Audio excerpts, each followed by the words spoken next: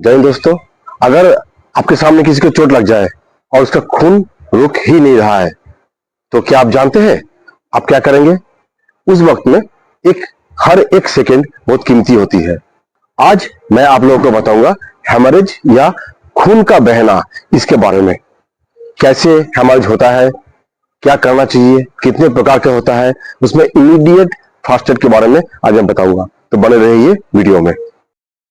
Haemorrhage का मतलब है रक्त वाहिनी से खून बह जाना, यानी कि हम लोग का जो आर्टरी है, वेन है, उसमें से खून बह जाता है, इसको बोलता है हेमरेज। ठीक है, अगर बहुत ज्यादा खून किसी का शरीर में से बह जाता है तो अपना जो टिश्यूज है, सेल्स है, वहां पे ऑक्सीजन जो खून के जरिए पहुंचता है वो पहुंचता नहीं है।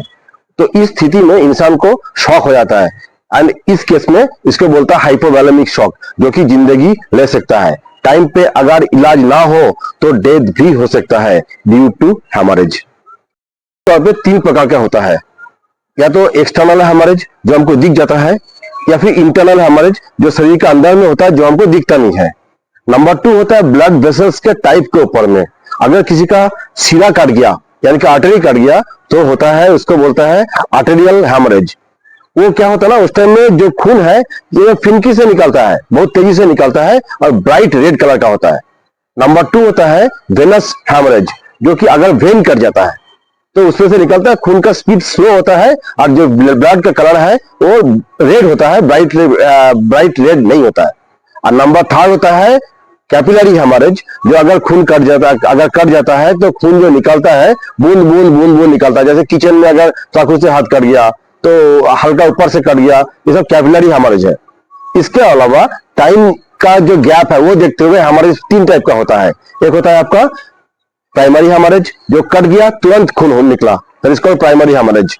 सेकंड होता है रिएक्शनरी हेमरेज, जो होता है जो खून का आपने जो रिपेयर कर दिया, उसको ठीक हो गया, स्टिच लगा दिए, पट्टी लगा दिए, वो खिसकने के लिए होता है। कभी कभी 4 से 12 घंटा बाद इंजरी का ट्रीटमेंट का 4 से 12 घंटा बाद जो हेमरेज होता है, that is called reactionary haemorrhage. And third होता है सेकेंडरी हेमरेज। ये सेकेंडरी हेमरेज तब होता है जो करीब 4 से 10 दिन या 1 हफ्ता बाद भी अगर हेमरेज हो जाए, ब्लड प्रेशर जहां पे स्टीज दिया हो वो सड़ गया हो, नेक्रोसिस हो गया हो, तो होता है सेकेंडरी हेमरेज। तो ये 3 थे हेमरेज के प्रकार।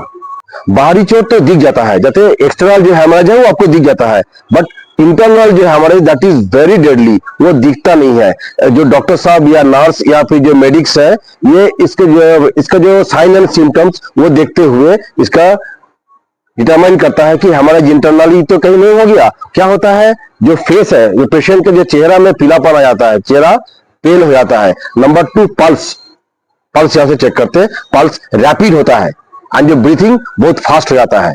ठीक है, पेशेंट बेहोश हो सकता है ड्यू टू इंटरनल हेमरेज, जो हमको दिखता नहीं है बट पेशेंट बेहोश हो गया। एंड पेशाब जो है या कि यूरिन आउटपुट या तो कमी हो जाता है या फिर यूरिन आना बंद हो जाता है। This all are the science of internal haemorrhage. इसको भी ध्यान में रखते हुए पेशेंट को इलाज करना है या फास्ट एड देना है। जो फास्ट एड देंगे आप या मैं, कोई भी है, बी कूल।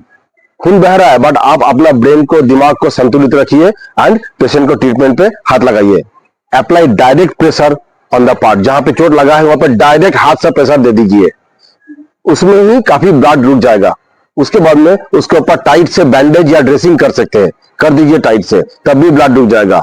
तब भी ब्लड नहीं रुक रहा है तो हो सकता है कि ये आर्टेरियल हेमरेज हो, जो मैंने बताया था थोड़ी देर पहले। तो उस वक्त में उसको थोड़ा ऊपर में एक टूनिकेट लगा दीजिए। आमतौर पर टूनिकेट लगाने के लिए ट्रेन पर्सनल ही ऑथराइज्ड है, बाकी लोग टूनिकेट उतना बढ़िया करके लगा नहीं पाएंगे। फिर भी आप डायरेक्ट प्रेशर दीजिए या बैंडेज टाइट से लगा दीजिए, उसमें ही आप आधा काम कर देंगे। एंड पेशेंट को आप जो जिस पार्ट को चोट लगा है उस पार्ट को हार्ट लेवल से ऊंचा रखिए। पैर में लगा है तो उसको लेटा दीजिए, उस पार्ट को उठा दीजिए, हाथ में तो हाथ को उठा दीजिए। इस तरह का पोजीशन पेशेंट को देना है। And call for the ambulance, patient को तुरंत हॉस्पिटल ले जाइए, डॉक्टर साहब के हवाले कर दीजिए। इसी समय किसी के साथ कहीं भी चोट लग सकता है, खून बह सकता है, रोड एक्सीडेंट हो सकता है, घर में किचन में काम करते वक्त हो सकता है, वॉर फ्रंट में हो सकता है। मेरा जो बताया हुआ स्टेप्स, इसको ध्यान में रखिए एंड इसको आप इस्तेमाल कर दीजिए, आप किसी की जिंदगी बचा लोगे। मेरे वीडियो को दबा के शेयर करिए, क्योंकि हर इंसान को फर्स्ट एड का एंड इमरजेंसी का बेसिक आना चाहिए। अगर वीडियो अच्छा लगे तो शेयर करिए, सब्सक्राइब करिए, लाइक करिए, कमेंट करिए एंड मिलते हैं अगले वीडियो में। जय हिंद, जय भारत।